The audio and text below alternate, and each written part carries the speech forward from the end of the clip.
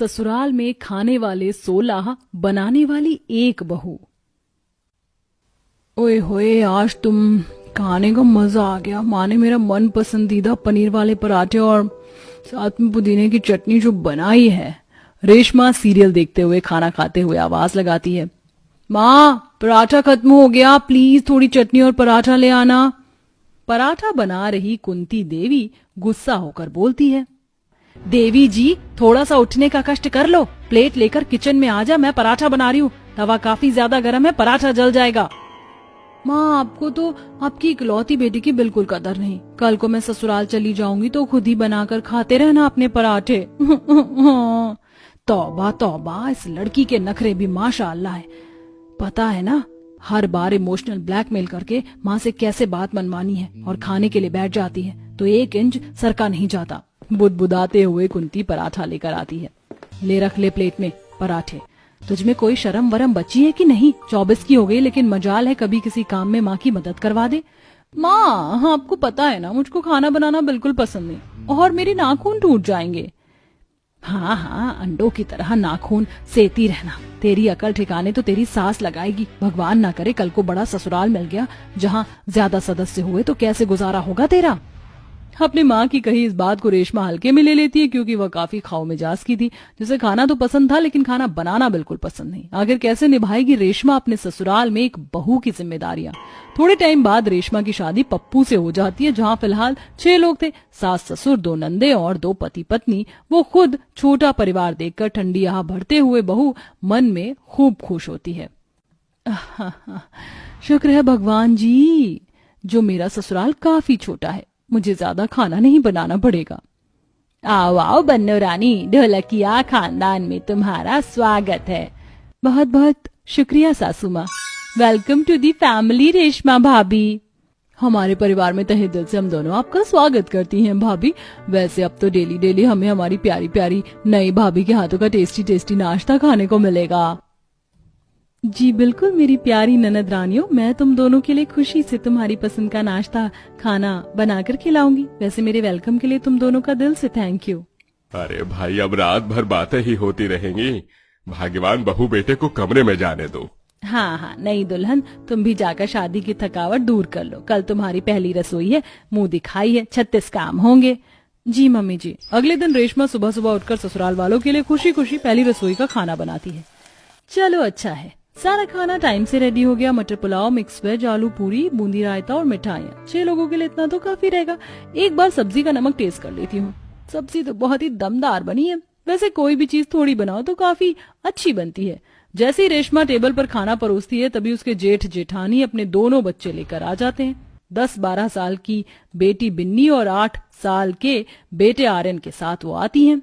Mummy mummy मुझको बहुत तेज भूख लगी है। चुप करो आर्यन, मैंने कहा था ना नाना नानू के घर अच्छे से पेट भरकर नाश्ता कर लेना, फिर खाया क्यों नहीं? मैं अभी थकी हुई हूँ, कुछ नहीं बनाऊंगी। अरे बड़ी भाभी आप आ गई। माँ जल्दी आइए, कविता भाभी, सुमित भैया और बच्चे आ गए हैं। तभी पुष्पा कमरे से निकल कर आती है। अरे बहू अच्छा हुआ तू आ गई, बच्चों के बिना घर बहुत सूना सूना लग रहा था। अब समधन जी की तबीयत कैसी है? जी अब माँ बिल्कुल ठीक है सासू माँ। नहीं बहू, आज तुझे तेरी जेठानी से मिलवाती हूँ। दरअसल तेरी जेठानी की माँ की तबीयत बहुत ज्यादा खराब थी तो इसीलिए शादी में शरीक नहीं हो पाई। बहू आजा, बिल्कुल सही टाइम पर आई है। बहू ने पहली रसोई का नाश्ता बनाया, चल साथ मिलकर खाते हैं, नाश्ता ठंडा हो रहा है।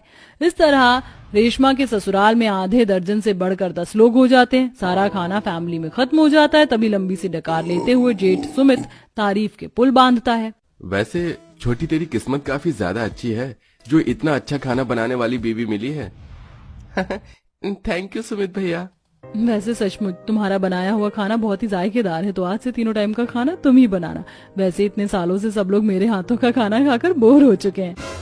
वाह क्या दाव खेली है मेरी तेज तर्रार जेठानी जी ने। बिल्कुल मीठी चूरी है। मीठी मीठी बातें करके 3 टाइम का खाना बनाना मुझ पर डालकर अपना पल्ला झाड़ लिया। कहाँ 6 लोगों से सीधा 10 जनों का खाना बनाना होगा। सभी के खाने के बाद कुछ नहीं बचता, जिससे मुंह बनाकर रेशमा ब्रेड जैम खाकर बर्तन साफ करने में लग जाती है। अभी तो शाम के 6 बज रहे हैं, आराम से 7-8 बजे डिनर बनाऊंगी, थोड़ा जाकर आराम कर लेती हूँ। जैसे ही बेचारी कमरे में आकर लेटती है तभी ससुराल वालों के शोर शराबा मचाने से सो नहीं पाती है।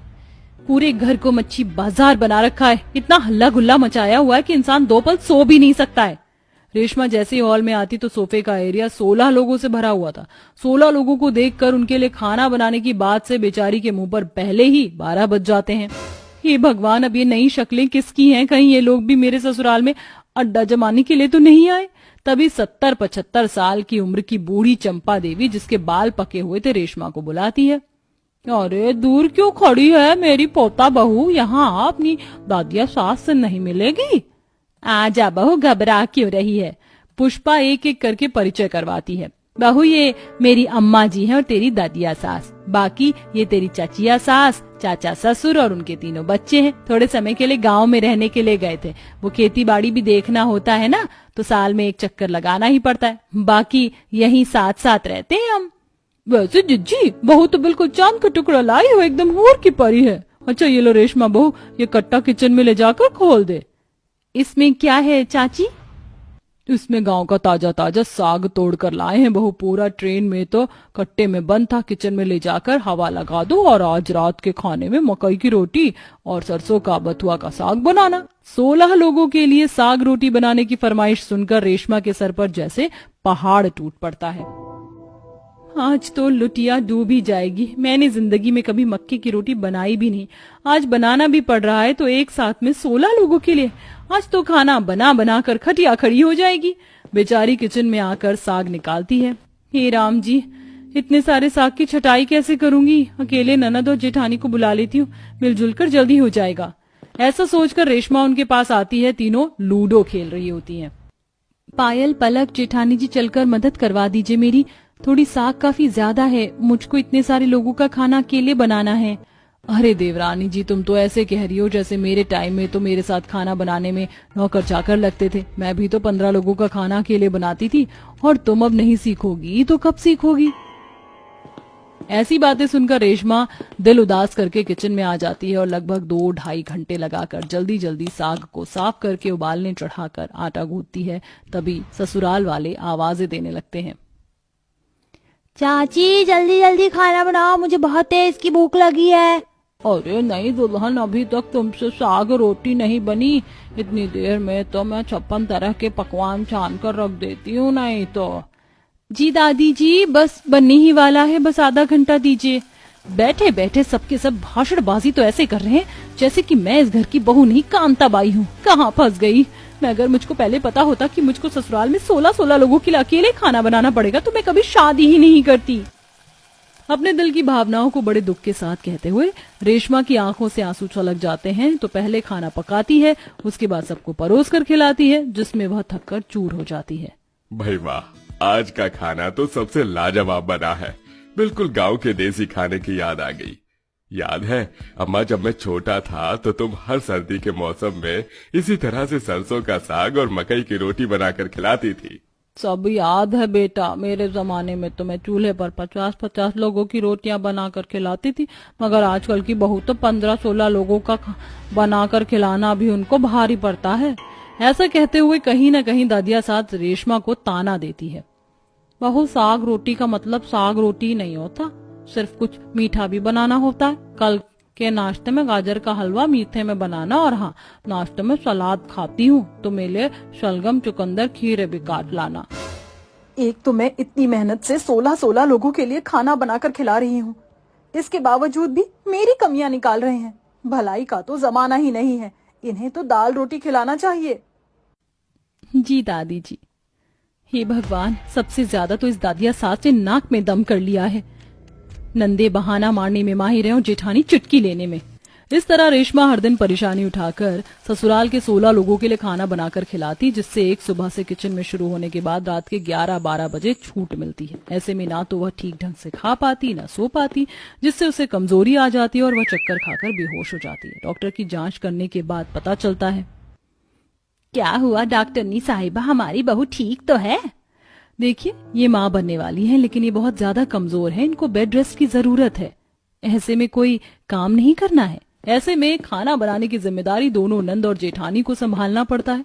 उनसे कभी खाना जल जाता तो कभी नमक मसाला उलट पलट हो जाता, जिस पर घर के पति लोग गुस्सा करते हैं। ये कैसा बकवास खाना बनाया है? ये पानी जैसी पतली दाल सब्जी बिल्कुल फीकी है। ऐसा खाना तो अस्पताल के मरीज को दिया जाता है। हाँ, तो अगर आपको अच्छा नहीं लग रहा तो होटल से मंगवा कर खा लो। आसान बात है क्या 16 लोगों का खाना बनाना। हाँ, पता नहीं भाभी अकेले कैसे बना पाती थी। पलक की बात सबको सोचने पर मजबूर कर देती है और सब आकर उससे माफी मांगते हैं। बहू, हम सबको माफ कर दो, हमने बेचारी तुम अकेली पर 16 लोगों का खाना बनाने का जिम्मा डाल दिया। बिल्कुल तरस नहीं खाया। माँ जी, आप लोगों को इस बात का एहसास तो हुआ, मुझे खुशी है और मैं माँ नहीं बनने वाली हूँ। दरअसल मैंने और पप्पू जी ने ये नाटक किया था ताकि आप लोग सुधर जाएं। ये सुनकर सब हंस पड़ते हैं। अब सभी औरतें घरेलू महिलाओं की तरह मिलजुल कर खाना बनाती हैं, जिससे बहू को 16 लोगों के लिए अकेले खाना बनाना नहीं पड़ता था। वेल प्यारे दर्शकों, आपके घर में डेली कितने लोगों का खाना बनता है कमेंट बॉक्स में जरूर बताएं।